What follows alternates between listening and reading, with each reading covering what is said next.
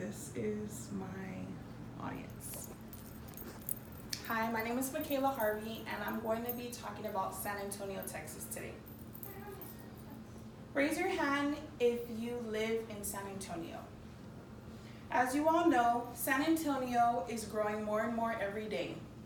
With being the 7th largest city in America, the population has increased from about 1,300,000 people in 2010 to about 1,500,000 people in 2018, according to the U.S. Census Bureau.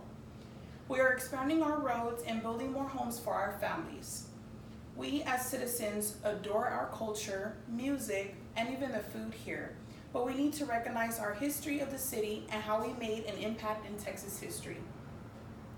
I became interested in this topic last semester when I took Texas history as a course. I have lived in San Antonio my whole life and wouldn't want to live anywhere else, even with the bad traffic and allergens. Growing up, I never knew much about the history of the city, but reading and researching Spanish settlements and the Alamo, I wanted to know more. Today, I want to share with you the establishment of San Antonio, a war that the city was involved in, and how much the city has changed since then. On May 1st, 1718, Martin Alarcón, governor of Texas, founded San Antonio de Valero, later known as the Alamo. Less than a week later, he established Presidio San Antonio de Valero, a military post. 4 other missions were established in San Antonio. Missions Concepcion, San Jose, San Juan Capistrano, and Mission Espada.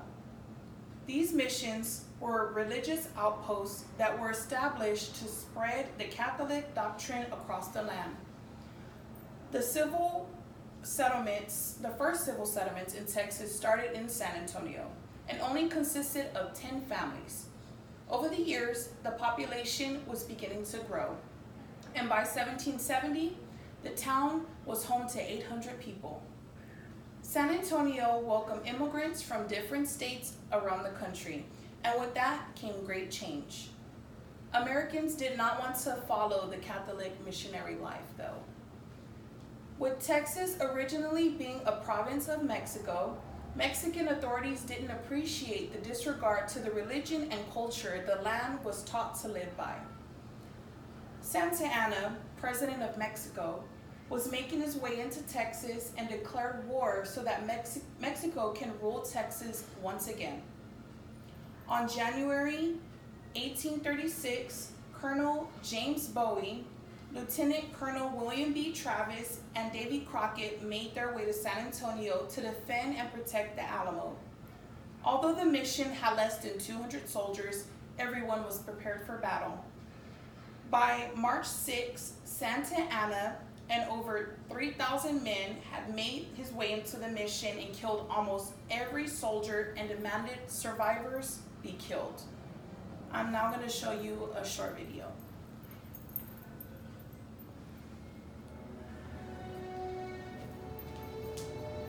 The reason the Alamo arrests our attention and has attracted the attention of generations of Americans ever since it happened is, at its core, very simple.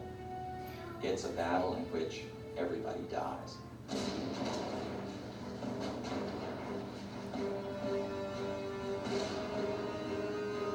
Well, the Alamo is an interesting saga in American frontier development, American independence, war with our neighboring nation, Mexico. Texas is a province of Mexico, a rebellious province of Mexico, even before the Americans had arrived. And the Mexican army is coming back to reclaim its territory.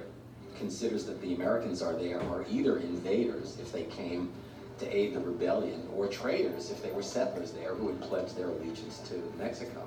And there in this Alamo, the old mission, the Americans hold up. About 100 of them, they get some reinforcements. And the famous people in American history that we know about that's so associated with the Alamo, Davy Crockett and Colonel Travis and Jim Bowie. At the Alamo, you have one of these American citizen armies, volunteer armies, only 186 some odd guys, defending this outpost against an army of thousands, hoping for aid, hoping for rescue, and ultimately recognizing that they're going to be disappointed in their hope of rescue. And this is the imagery that most Americans have, that they were overrun by these brutal Mexican forces and killed. After being an independent country for so long, Texas as a whole became the 28th state in America in 1845. With the protection of the United States, there was never another battle in the city like the Alamo. San Antonio started to rebuild and grow even more. And in 1891, what started as a parade to honor the heroes that lost their lives in the Alamo became an event called Fiesta. San Antonio has changed so much since the establishment in 1718 and is one of the main tourist attractions in the state of Texas. According to the U.S. News and World Reports, San Antonio ranked number 34 as one of the best places to live in the nation. I appreciate my city and how much it's evolved over time. With such a strong foundation of history and culture, this city will become stronger and continue to make history in Texas. Thank you.